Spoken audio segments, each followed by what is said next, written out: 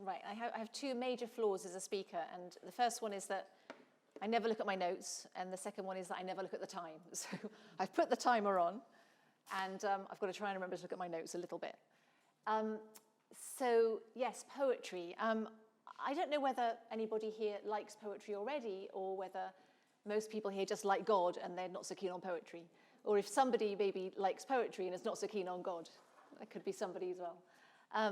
Because a lot of people shy away from poetry and they find it very difficult. And I think that my response to that would be, well, it's not poetry that's difficult, it's life that's difficult. And it's the mystery of life that's puzzling. Because what poetry's real job is to express something that is inexpressible.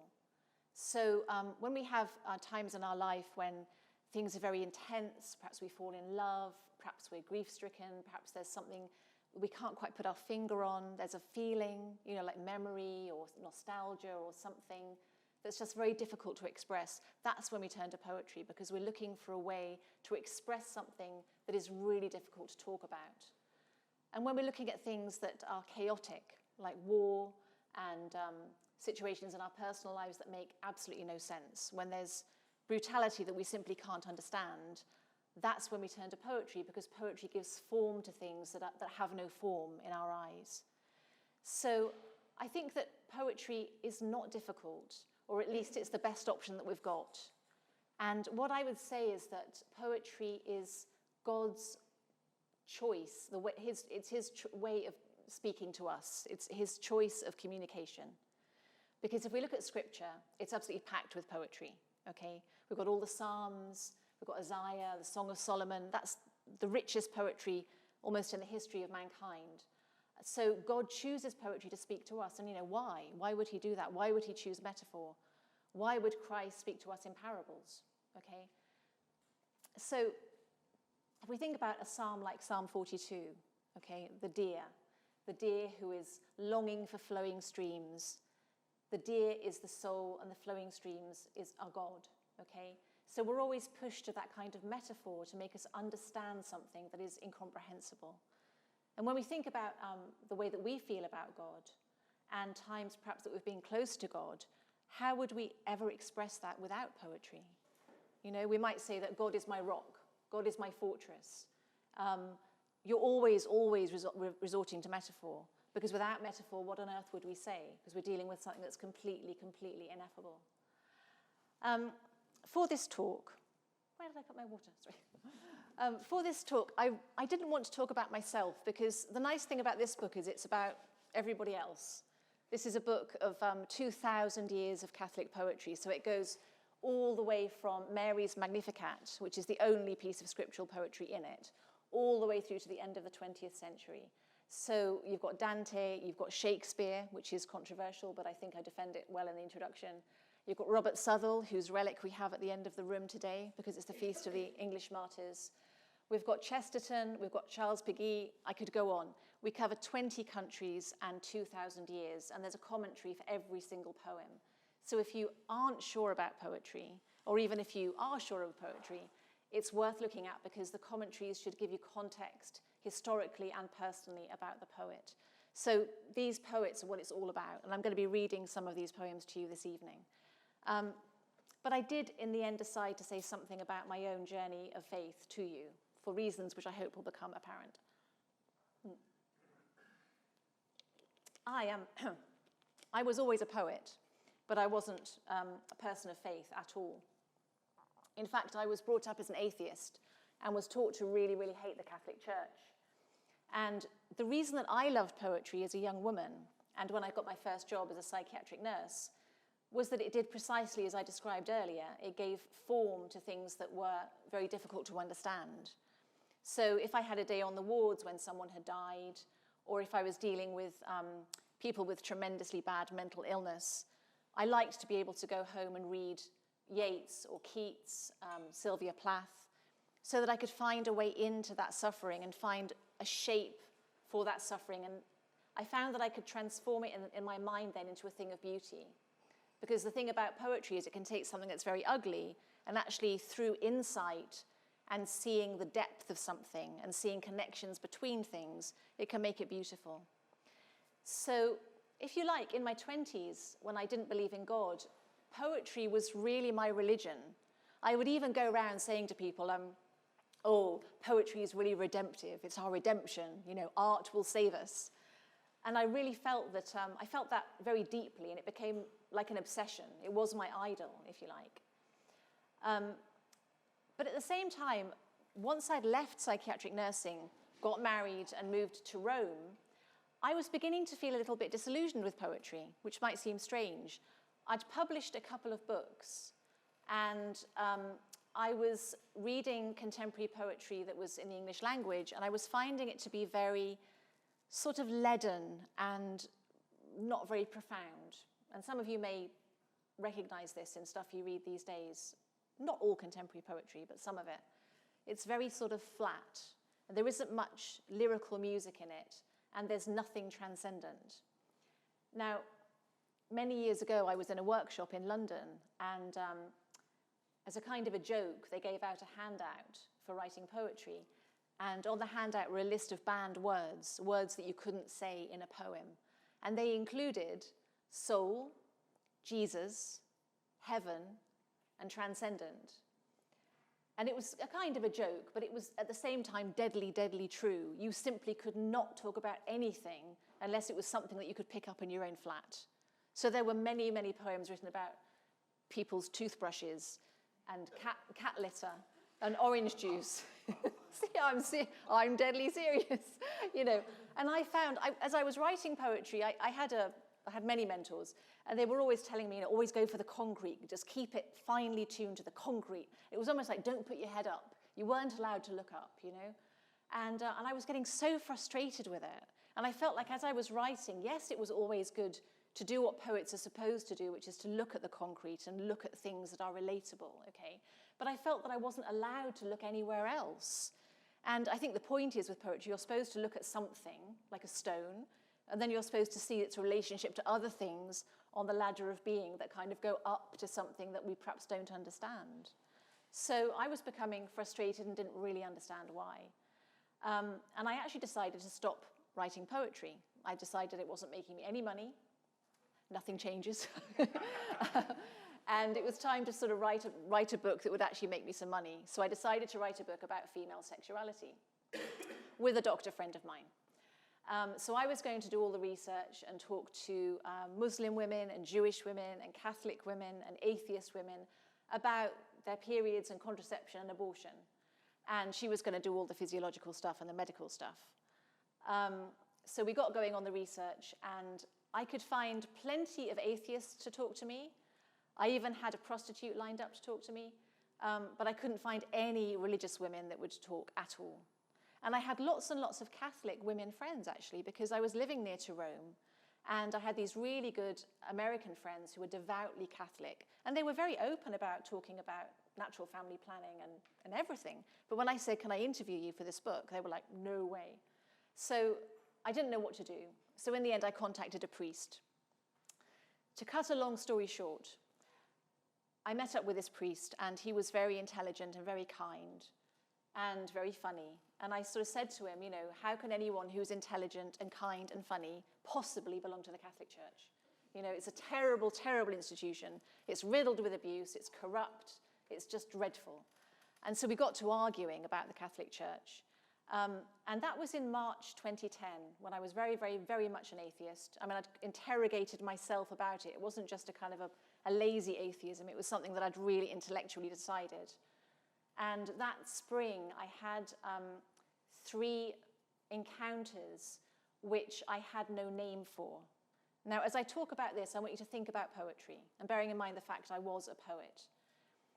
The first encounter, and I'll be quite quick about them because I've got to get to the actual poems, but there is a book about this, by the way, if you want to, called Night's Bright Darkness. But anyway, the first encounter is important because, in a sense, it's the most intellectual. I was sitting on the edge of my bed, actually quite upset, which I think people find hard to understand, but I was in some turmoil at this point, which is even for me is hard to understand.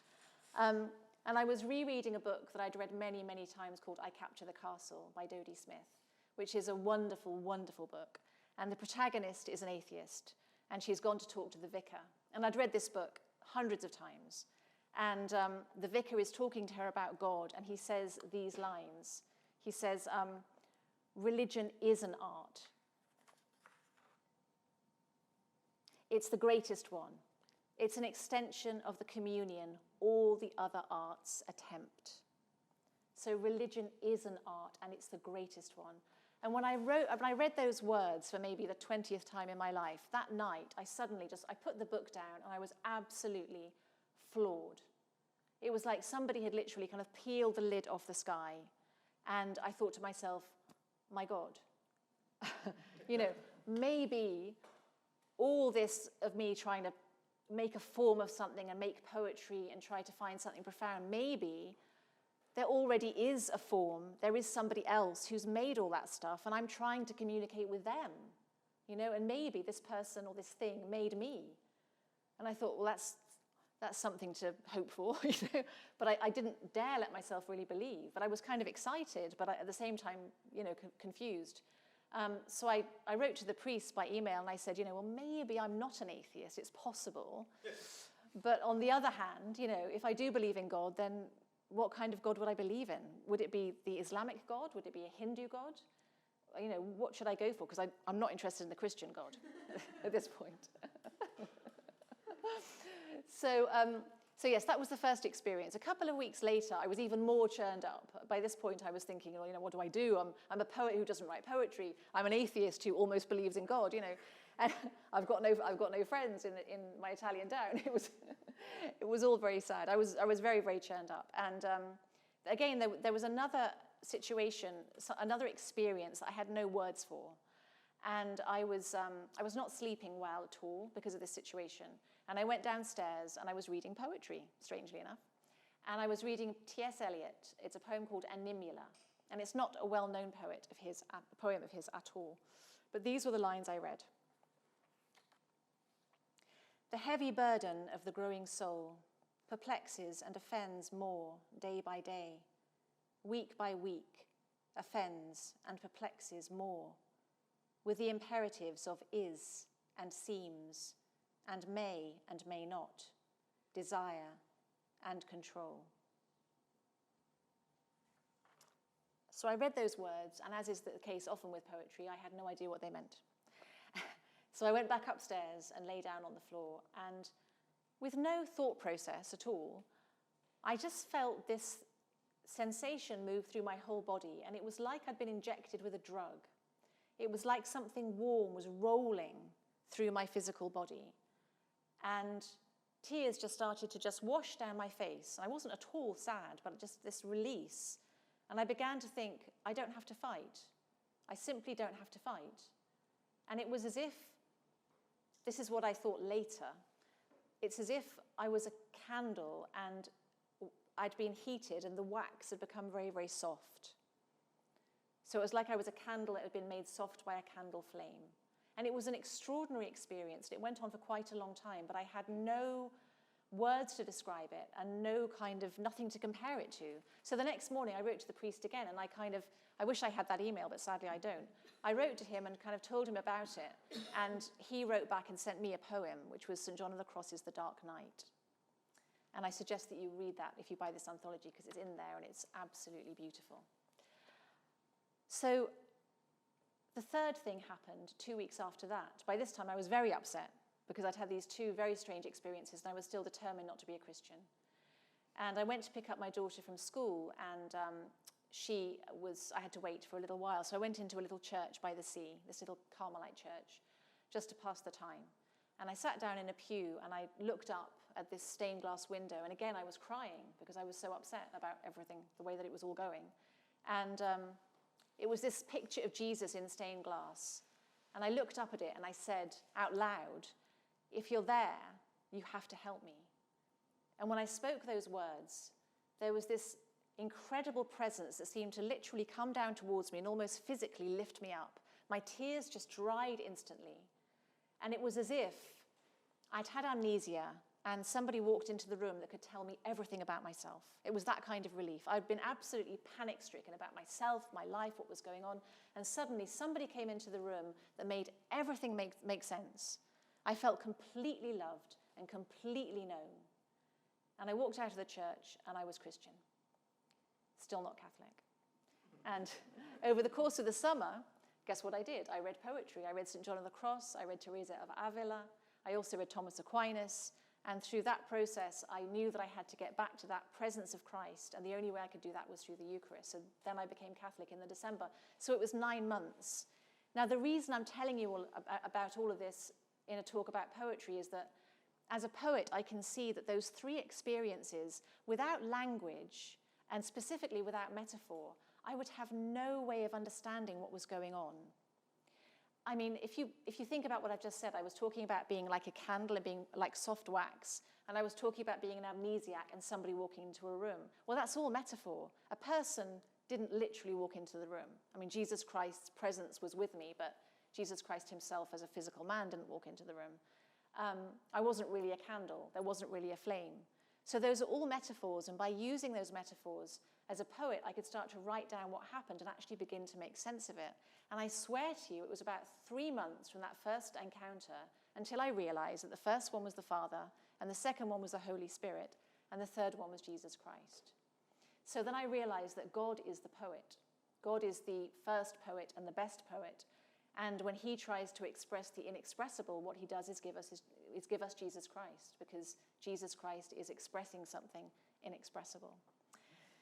So that's something about my journey. And then, of course, being a poet, as so many of the poets in this book also said when they became religious, well, in that case, I shouldn't write poetry anymore. It's all done. I'm going to not write anything ever again. But I did begin to write prose, but it was a long time before I began to write poetry again, because you begin to feel that, well, you know, it's too much. God writes the poetry, and it's all been said before. There's nothing left to say. And that's also why this volume is so important, because it shows that there's an enormous tradition within Catholic poetry, and it comes from Scripture, and Catholic poets use Scripture, but they have the same call as every other poet to constantly make it new, which means that they can't always fall back on the tired old cliches. You know, if you write a poem these days about Jesus being a shepherd, it's really not worth your trouble to do it, because it's been done a million times before. You've got to be able to use those tropes from Scripture, but then make them new and give people something more. And that's what every single poem in this book does. See, I'm not looking at my notes. I'm not looking at the time. Okay. So we need poetry really to communicate, and to communicate as believers, and to be able to say what perhaps we experience and what we get from the faith. Because if people say to us, well, you know, why are you Catholic? Why do you believe in God? Why do you go to church? What do we say? Oh, well, you know, it's really great at my parish, you know, we have a great time. The sermons are good. It's good to be charitable. It's good to do the right thing.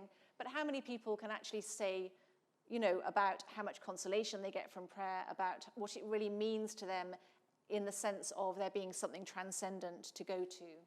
Most of the time, we don't think we can express that. It's not really acceptable in British society. It's much more acceptable in America, isn't it? Where they say God bless and all the rest of it all the time. But in Britain, it's very difficult for us to say that, I think. Right, so when I became Catholic, again, I was really stunned by the poetry just within the church, which I'm sure you all realize this, but as a new believer walking into a Catholic church, for a start, there's the incense, which represents prayer. There's the dove as the Holy Spirit. You know, when there's the Eucharistic prayer, you have the talk of the dew fall of the Spirit. All of that is such highly, highly poetic language. So the Catholic Church is really, really constructed on poetry. And then most importantly, with the Eucharist, you've got the bread, which looks like flesh, and you've got the wine, which looks like blood, which is a metaphor. But then you go up to the altar, and the bread has become flesh, and the wine has become blood. So in a very real sense, what the Catholic Church does is take poetry to its inevitable conclusion. It actually breaks through metaphor and reaches into a new reality, which is what the quote from I Capture the Castle was saying, that religion is an art. It's about communion with God. It's like taking everything beyond metaphor. It's going beyond paintings and going beyond poems, and it does what we're all trying to do, which is to communicate with God. So the Catholic Church is actually constructed in poetry, and the Mass is is like a poem itself. It's made up of blocks of poetry with scripture and the prayers, and it's shaped like a sonnet. If you take out any bit of the liturgy of the word or any bit of the liturgy of the Eucharist, you're going to find something that's very, very diminished. So it seemed to me to be the home of a poet indeed. And the first poem I want to read to you from the anthology is by Thomas Aquinas. Anybody heard of Thomas Aquinas? I don't even know if I'm being ironic, actually, because you can never tell, you know. So Thomas Aquinas is known for his very, very long theological tracts, obviously. And he did write songs as well, because he wrote the song for Corpus Christi, Pange Lingua. When I was doing the anthology, I had to be really careful about what I included, and I decided not to include any songs at all, because if you begin to get into putting in prayers and hymns, then you're going to end up with a very prayer book / hymn book type of book, and it really is about just poetry. But what was fascinating about this was that Thomas Aquinas wrote a lot about the real presence, and he wrote songs about the real presence. But even having done all of that, he actually had recourse to writing a poem, which I think is really interesting, because he was kind of slightly doubtful about poetry itself. He did write about the fact it's a bit, it's not exactly the truth, you know, but he also said that we need it because we need to be able to explain things in a kind of a slant-wise fashion to make them understandable. So he wrote this poem that was just for himself, and it's called Adoro te Devote, which you probably know and you've probably sung, because I'm sure it's been set to music. Yes, yeah, because I don't live in England, so I mean I go to church here sometimes, but so I don't get to sing it, but I think people do sing it, so it's a bit of a cheat. It's in the book. So Adoro te Devote was written by him just to use after communion as a kind of a meditation poem. And I've got the translation by Jared Manley Hopkins, who we'll come to a bit later as well. And I thought I'd read this to you, because I thought you'd know it, and I think perhaps it's best to start off with things that people know.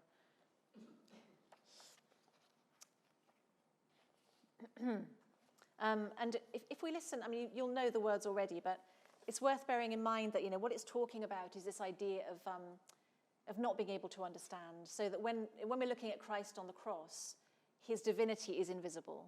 And when we're looking at Christ on the altar, his humanity is invisible. And it's about having the faith to just be able to believe that he's there. And there's a great image towards the end of the pelican. And in medieval times, Christ was often represented as a pelican, because the pelican has a very long beak which wounds the breast, and then she would feed her young from her blood. So that's like Christ feeding us. Adoro te Devote by St. Thomas Aquinas, translated by Jared Manley Hopkins. Godhead here in hiding, whom I do adore, masked by these bare shadows, shape and nothing more. See, Lord, at thy service, lo lies here a heart, lost, all lost in wonder, at the God thou art. Seeing, touching, tasting, are in thee deceived. How, says trusty hearing, that shall be believed?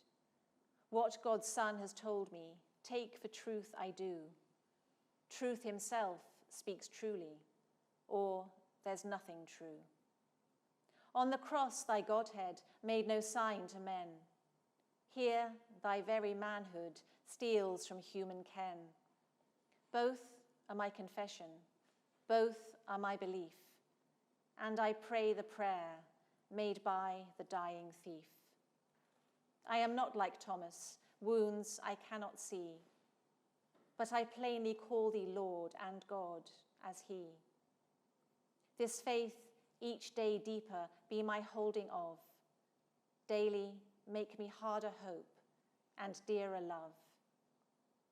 O thou, our reminder of the crucified, living bread, the life of us for whom he died, lend this life to me then, feed and feast my mind.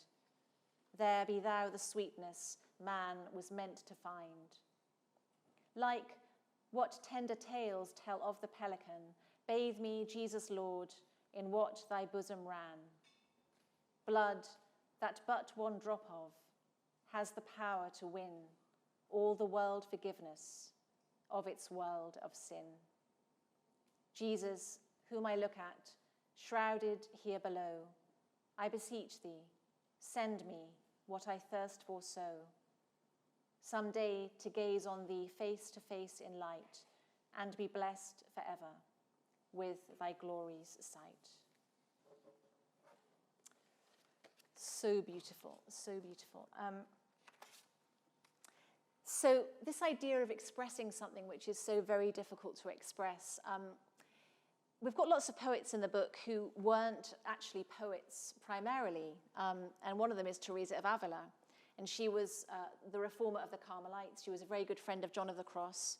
She was a great mystic, and she said in her autobiography that when she had mystical experiences, sometimes she would get great inspiration directly from God and just write. The poems would just come out of her pen. And we've got a couple of her poems in the book that are really, really staggeringly beautiful. And the one I want to read you is based on one of the experiences that she had. When she was praying, she had this vision of an angel standing above her with a spear, and the angel stabbed her through the heart, right the way through to the entrails, which she said was the sweetest agony and was really about God kind of claiming her for himself. You've probably seen the picture, at least, if not the actual statue in Rome, of Bernini's sculpture of Theresa of Avila, where she's in ecstasy, and there's the angel above her with the spear. Well, she wrote a poem about it too, and in the poem she characterizes God as a hunter and herself as like a deer. Again, going back to the psalm, she's this animal that's been hunted. And there's a refrain in the poem, which is from the Song of Solomon, which is, let me just find it. My love belongs to me and I belong to him. Oh, just something else. When people used to hunt years ago, they'd actually dip the tip of the arrow in poison so that when they struck the animal would fall down so that it couldn't run off and die somewhere where they couldn't find it. So the animal was poisoned. And in the poem, she talks about the arrow tip being poisoned with God's love. And I'll come to why that would be after the poem. About those words, my beloved is mine, by St. Theresa of Avila, translated from the Spanish by Dana Delibovi, who's got a book coming out actually of Teresa translations next year. I gave it all, relinquished all, and in this way I bartered. My love belongs to me, and I belong to him. When the sweet hunter shot me and left me wounded, when my soul lay panting in those tender arms, to balance out the cost of a new life, I took this trade. My love belongs to me, and I belong to him.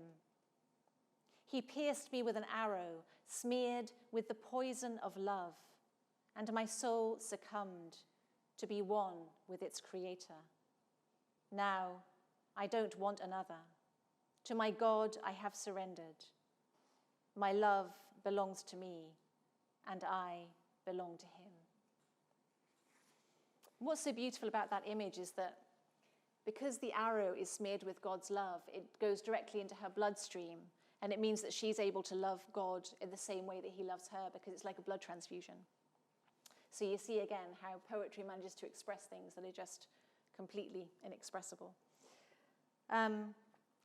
Another woman who actually is in the anthology who I think is really intriguing is Vittoria Colonna. Anybody know Vittoria Colonna? Oh, some not.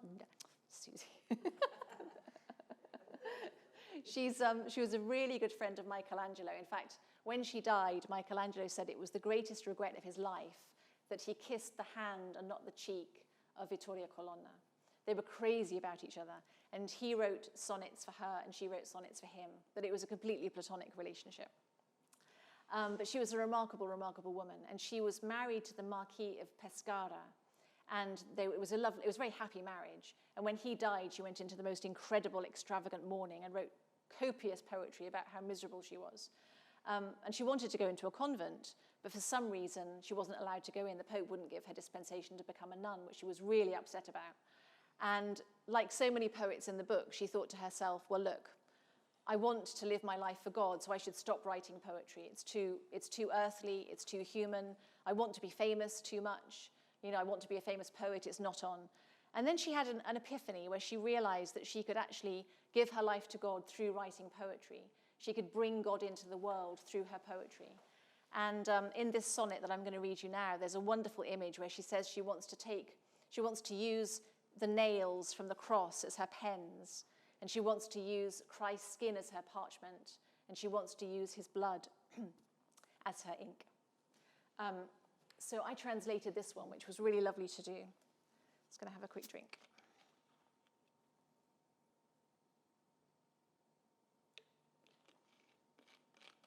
It's a real kind of epiphany sonnet. Too long, my chaste love, by Vittoria Colonna. Too long, my chaste love, kept hunger for fame alive, that birthed a serpent in my breast. But now I turn in pain to God, intent on soul solution. Now the holy nails will be my pens, my ink will be his precious blood, his lifeless, sacred skin my page, on which I'll write all he sustained. No need to call on Delos, Parnassus. I aspire to other waters, other mountains, where human feet alone can't tread nor climb.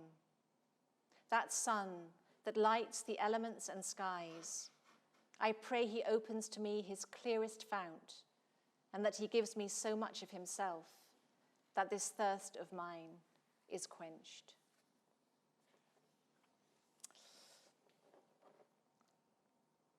How are we doing for time? Yeah. So to bring it up to the 20th century, we're going to come to an English poet now who you probably know, Edith Sitwell, who was a very strange aristocrat and literary lady, and she converted to Catholicism fairly late in life.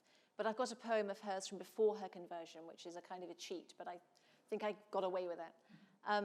She wrote it in 1940 during the Blitz, when the bombs were raining down on London. And this is a really wonderful poem that really brings God into a situation of intense suffering, and something that's kind of, how do you make sense of war, and how do you make sense of that degree of suffering? And she does it all through metaphor. She starts with talking about the raids in the epigraph, the air raids, and then she talks about the rain that's coming down all the time, and the rain is beating down on all these different scenarios of suffering. And then she makes the rain into Christ's blood, so at the end of the day, it's about God's mercy coming down on the whole of London. So it's really amazing how she manages to bring Christ into something, literally into the city, in a very, very physical way.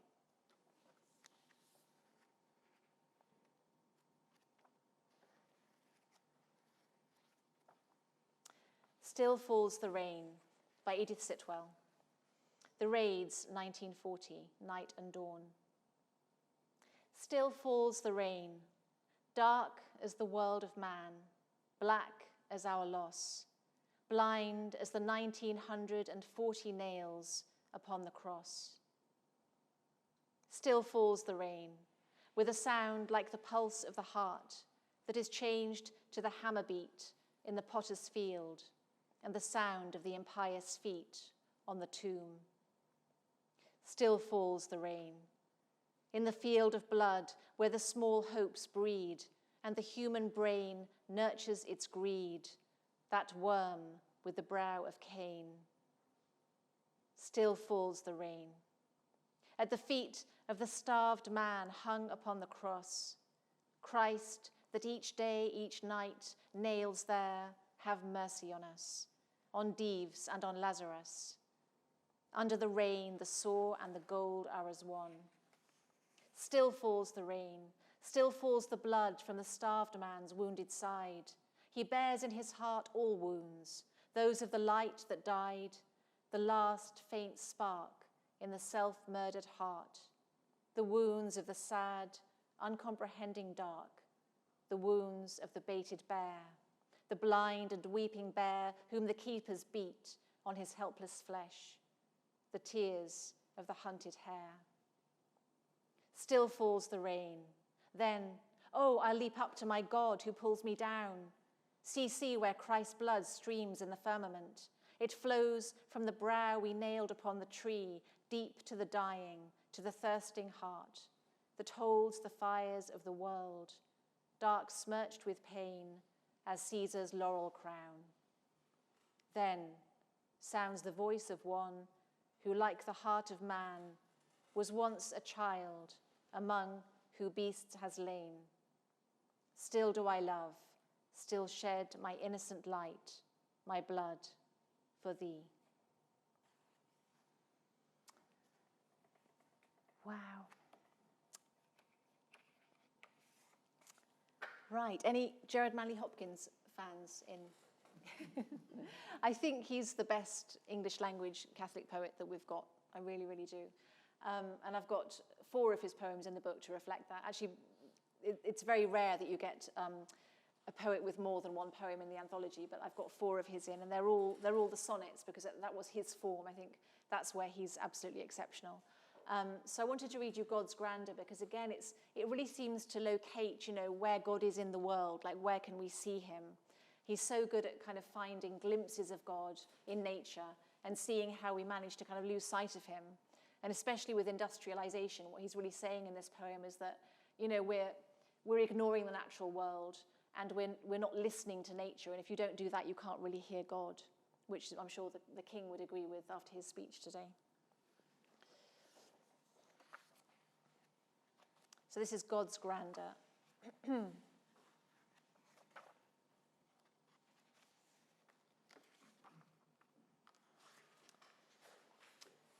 The world is charged with the grandeur of God.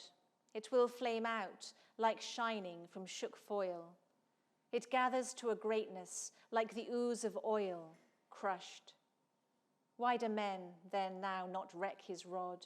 Generations have trod, have trod, have trod, and all is seared with trade, bleared, smeared with toil, and wears man's smudge and shares man's smell. The soil is bare now, nor can foot feel being shod.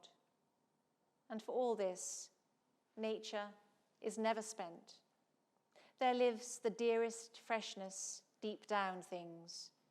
And though the last lights of the black west went, oh, morning at the brown brink eastward springs, because the Holy Ghost over the bent world broods, with warm breast and with bright wings.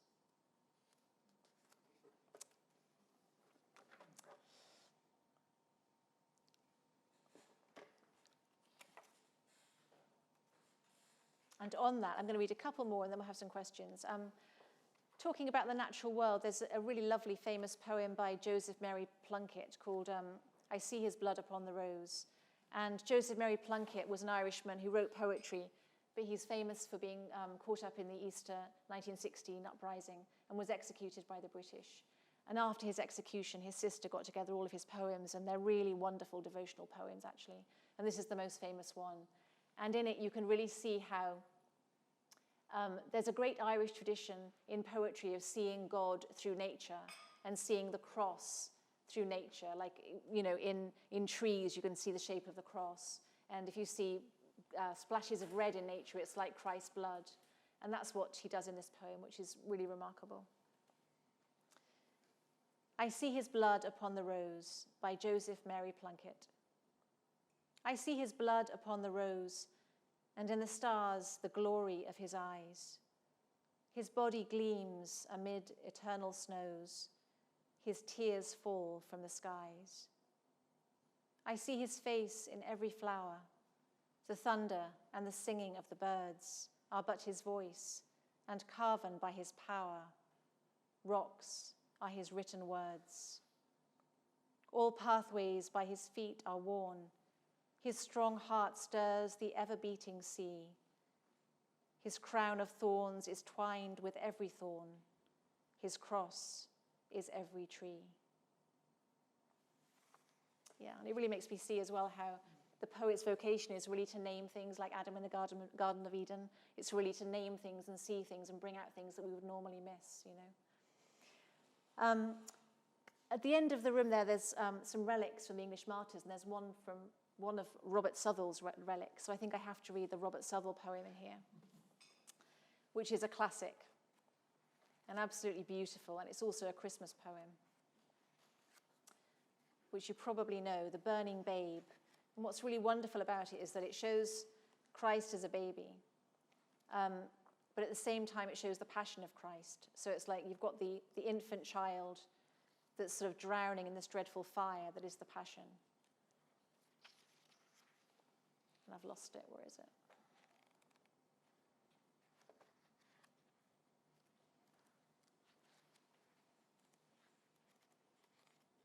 Here we go.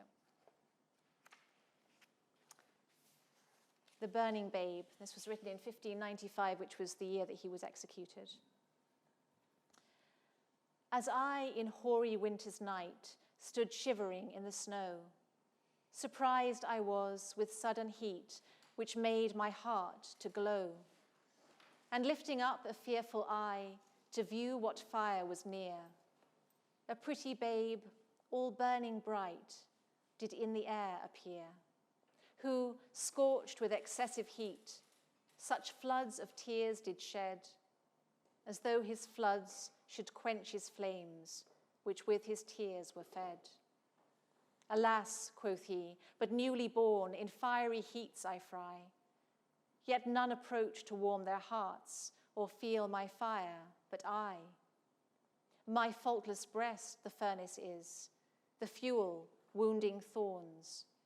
Love is the fire, and sighs the smoke, the ashes, shame, and scorns. The fuel justice layeth on, and mercy blows the coals. The metal in this furnace wrought are men's defiled souls, for which, as now on fire I am to work them to their good, so will I melt into a bath to wash them in my blood. With this he vanished out of sight, and swiftly shrunk away, and straight I called unto mind that it was Christmas Day. Has anybody got any requests for one more poem?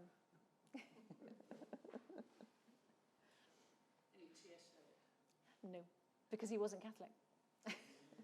Yeah, I was just explaining to somebody actually that Word on Fire came to me with this job of doing this anthology of great Catholic poems. It was my idea to have 100, and they were very strict about they had to be Catholic, which caused all kinds of heartbreak for me and difficulty. But I think that what's resulted is something that is unique, because there are lots and lots of Christian anthologies, but there are very few Catholic anthologies, and certainly none that have the whole span of 2,000 years. So the worst ones to say no to were T.S. Eliot and John Donne. They were really, really hard. But when you made those decisions, and once you kind of saw this arc that kind of emerged, you've got this panorama of Catholic history and mysticism and poetry that's really, really remarkable, actually.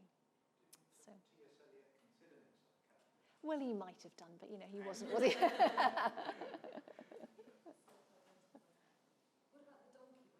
Yeah, I've got that one. I'm so relieved. So I will never do that again, because it's a very risky thing to say any request, isn't it? Gosh, hang on, I've got to find it. Oh, thank you. That's the advantage of having the book to hand. Ah, so she knew already. Oh, the rest of us don't know what's in there, so we can't suggest it. 307, yeah. The donkey's very famous. Okay. The Donkey by G.K. Chesterton. When fishes flew and forests walked, and figs grew upon thorn, some moment when the moon was blood, then surely I was born. With monstrous head and sickening cry, and ears like errant wings, the devil's walking parody on all four-footed things. The tattered outlaw of the earth, of ancient crooked will, starve, scourge, deride me, I am dumb, I keep my secret still. Fools, for I also had my hour, one far, fierce hour and sweet. There was a shout about my ears and palms before my feet.